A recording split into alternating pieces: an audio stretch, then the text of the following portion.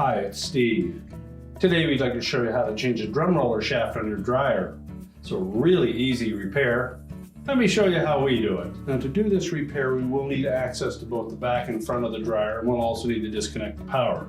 So our first step will be to pull it far enough forward so that we can unplug it and disconnect it from the vent. If it's a hardwired dryer, you'll need to locate your electrical panel, turn off the appropriate breaker, or remove the appropriate fuses. Now with the power disconnected and our dryer pulled forward, our next step will be to remove the lint screen first. So simply pull it out of the cabinet and set that aside. And then we'll remove these two Phillips screws that secure the filter housing to the main top.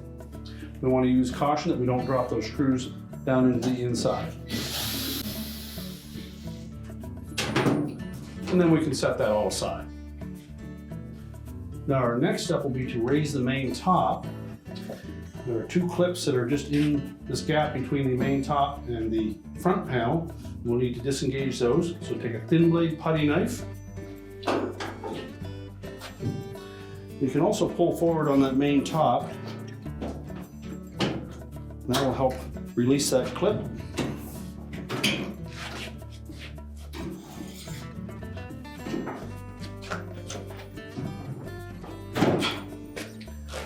Now once we've unattached those two clips, we can lift that top up, but you'll need somebody to support the weight of that top or be able to lean it up against the wall. Now next we'll need to disconnect the harness for the door switch. So locate that harness, and release the locking tab, and separate the harness. Now once we've done that, there are two 5/16 hex head screws that attach the front panel to the cabinet. We'll need to remove those as well. So remove both of those screws.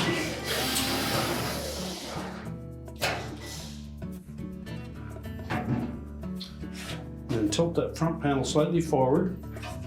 You may have some resistance between the edge of the drum and that top bearing. Now with it tilted slightly forward, you should be able to lift up on either side and release it from the front of the cabinet. Now with the retaining screws removed, we're just going to lift up sharply on either side of that front panel to disengage it from a clip at the bottom.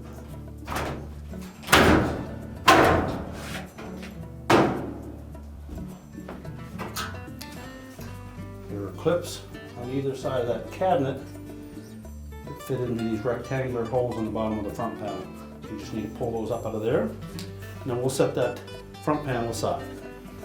Now next we'll need to remove the drum. And to do that, we'll need to release the tension on the drive belt by reaching in underneath the drum, locating the idler pulley, and rolling that belt off of that pulley. Now when removing the belt, essentially we would have the drum in that opening there. We would be sliding our hand in underneath the drum. So essentially what will happen is we'll reach our hand in underneath the drum. We're going to push that idler off to the right. That'll release tension on it. Then we can roll the belt off the motor pulley and pull it out through, and we'll lift the drum out with the belt. So just reach in on the right hand side,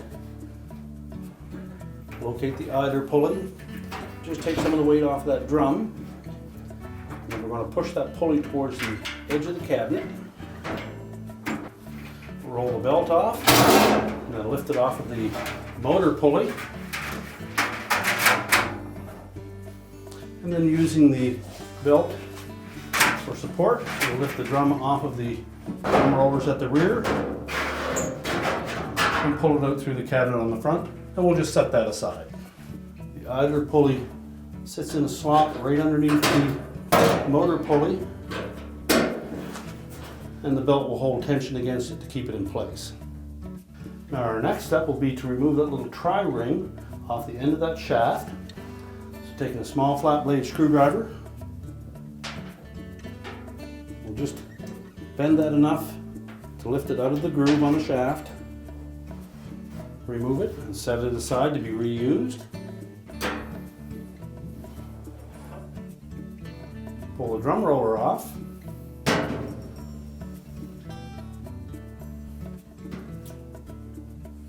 Now our next step will be to go to the back of the dryer, remove the back panel so that we can access the nut that holds that roller shaft in place on the bulkhead. Now with the back of the dryer exposed, we'll remove the screws that secure that back panel. So remove the 1/4" hex head screws, 3 along each side.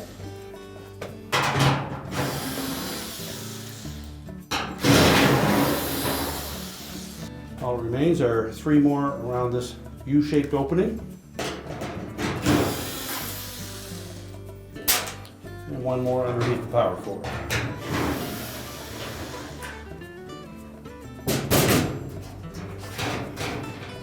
So just slide that back panel off of the vent, and then we'll set that aside. Now with the back panel removed, we're next going to take 4 screws that secure that inlet duct assembly to the housing.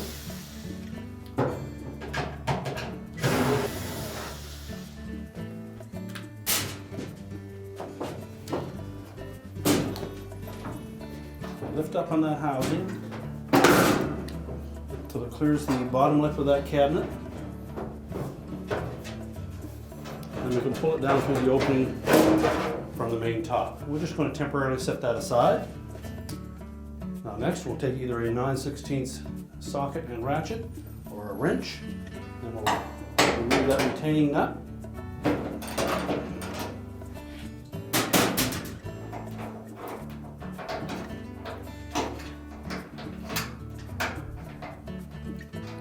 And that shaft will just drop off inside the cabinet. Retain that to install on the new one. We'll go to the front of the cabinet.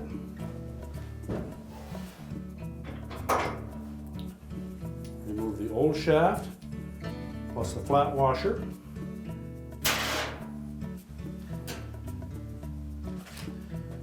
We'll also remove the remaining tri-ring.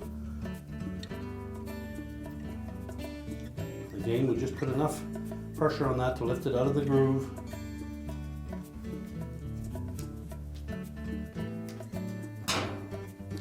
And slide it off the back of that shaft. Take the new shaft. We'll slide that tri-ring up into the groove.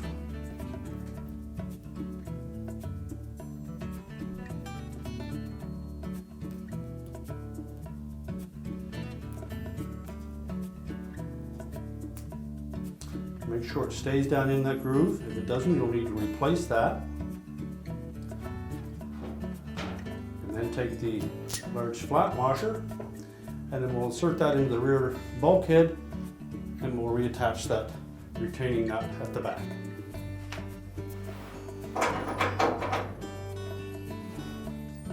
Now you may require 2 people to do this procedure. Somebody to hold that shaft while we install the nut on it.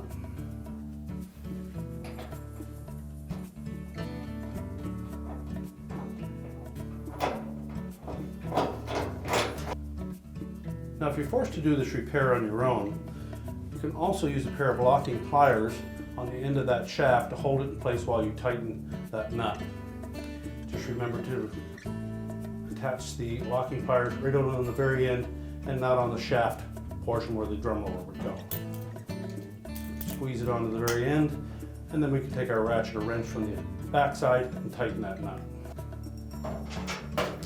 Now once we have that nut tightened securely, we can go ahead and put that inlet duct assembly back in place.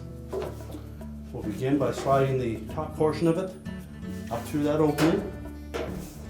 You'll want to monitor it from the top to make sure that it stays below the surface of that main top. Lift it up enough that we can tuck the bottom edge in behind the lip of that cabinet.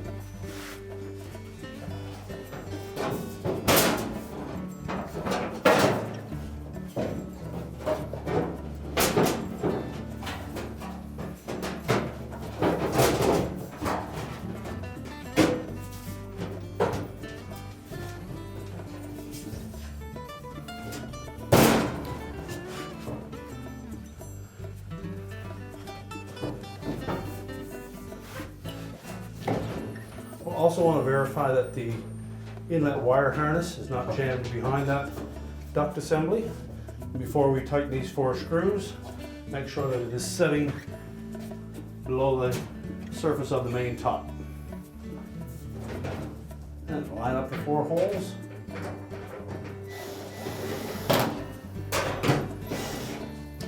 Tighten those securely. With the inlet duct reinstalled, we can now put the back panel on.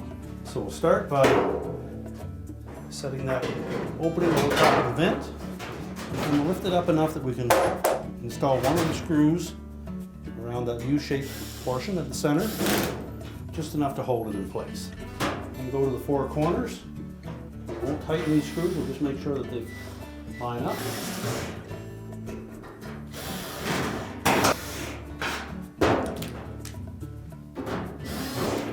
And once we have all the screws started, we can go ahead and tighten those up. Now with the back panel on, we can go ahead and push that dryer back into place. So next we'll wrap that belt around the drum, keeping the groove side of the belt against the drum. Line it up with the marks from where it was previously.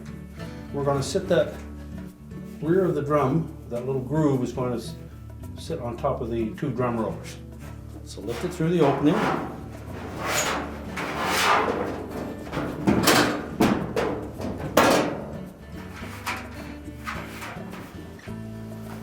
Make sure that the drum is sitting firmly on both rear drum rollers. Again, we're going to line that belt up as best we can. And then we're going to reach in underneath.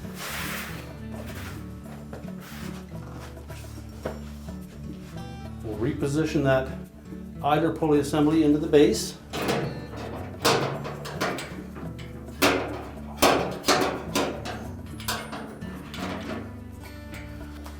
Now, because it's difficult to determine how that belt rolls around the idler wheel and the motor pulley, once you have the drum in place, we'll show you essentially what that's going to look like. With the belt wrapped around the drum, we're basically going to feed it into that idler through that opening.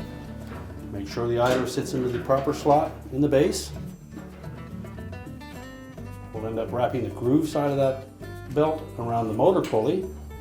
We'll have the flat side of the belt against the idler.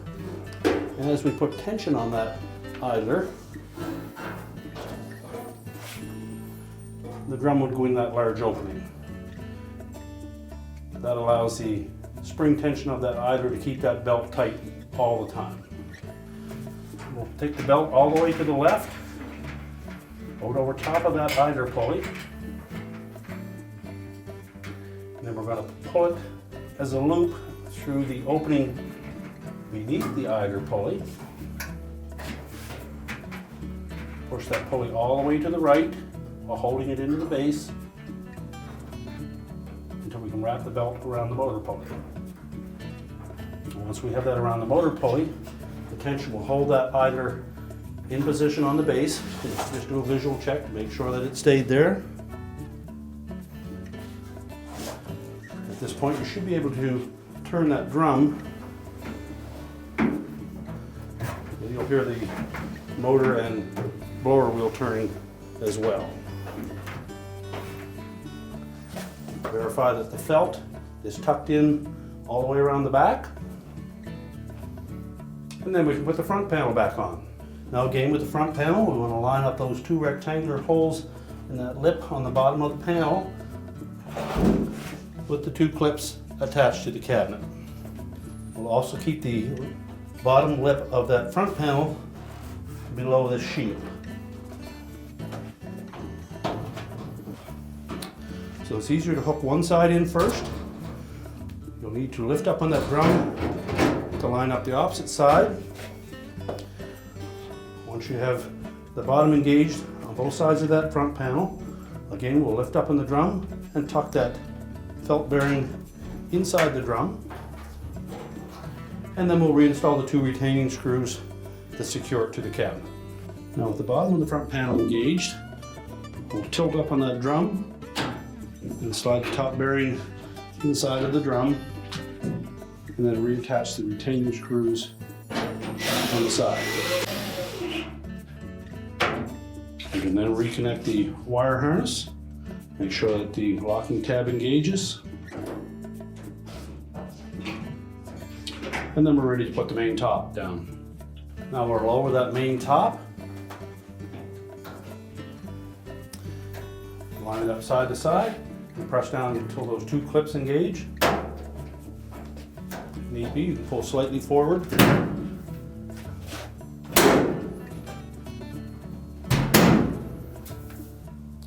Make sure it's clipped solid on both sides.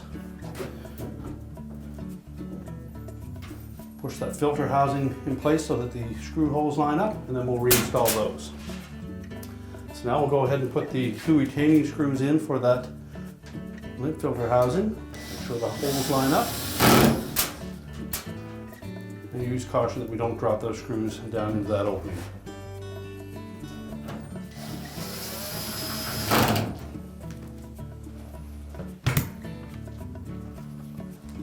We can then reinstall our filter. And we're ready to reinstall the dryer. We can now reconnect the vent, push our dryer back into place, reconnect the power, and your repair is complete.